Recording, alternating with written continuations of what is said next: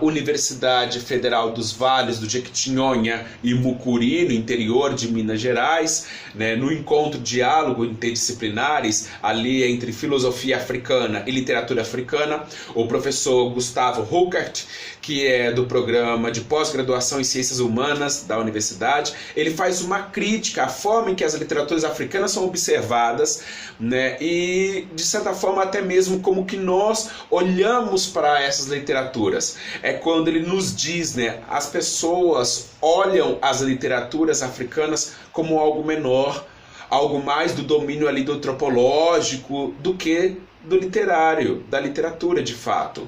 A obra africana só interessa se ela é capaz de revelar certos hábitos culturais de certas tribos, as questões quanto mais exótica, e exótica que não estou usando no sentido pejorativo, mas na ordem do que o que nós menos conhecemos e queremos mais conhecer, como a questão da religiosidade, a questão das roupas, a questão dos tecidos, né? Quanto mais nesse sentido de exoticidade for essa representação, mais autêntica será a obra, né? Pela visão colonial que continua tentando homogeneizar o continente inteiro, né? Como se falar de África, estamos falando de um único local, quando na verdade não é isso. A África é múltipla.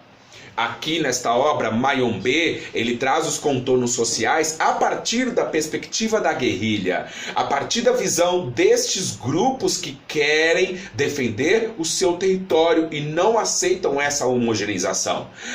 Nós temos que pensar que a África ela é um recorte, assim como nós no nosso país temos várias localidades, mas nós falamos a mesma língua, lá não. Há vários recortes de grupos distintos que já estavam no território antes da chegada do europeu e depois, quando a chegada do europeu, se tornam mais múltiplos ainda, principalmente quando nós recordamos que na Segunda Guerra Mundial trata-se muito do que aconteceu na Europa, mas se esquece que a África foi retalhada, foi toda picotada pelos vitoriosos, né? Nós temos que lembrar que este momento é que nós vamos ter uma forte homogeneização do continente africano e irá se propagar pela Europa e pelos locais que sofreram essa colonização como se a África fosse um único local, e não é.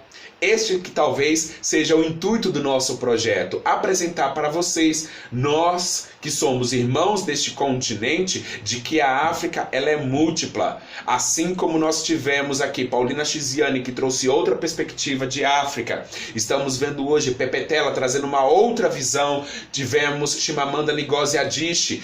Cada um desses autores irá trazer a sua visão de África. E é isso que Mayombe nos provoca nessa discussão. E entender que em Angola você tem, através da obra Mayombe, através do autor Pepetela, uma proposta de identidade, uma identidade que representa a visão do guerrilheiro, daquele que luta pela sua libertação, um guerrilheiro que ele quer que a sua língua nativa seja respeitada como a língua do europeu. Esses guerrilheiros, eles querem que a sua cor seja respeitada, seja identificada como um traço do seu território, assim como dos descendentes dos europeus, que são um pouco mais claros do que eles. Eles querem uma respeitabilidade e uma união territorial, respeitando também os limites dos grupos tribais que já estavam naquela localidade.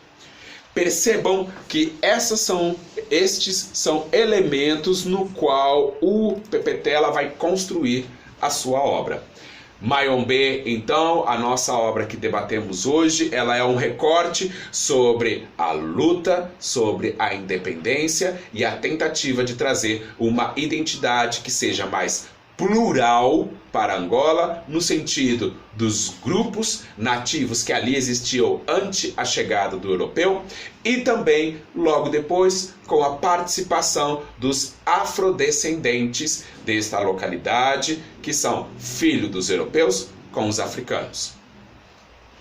Obrigado.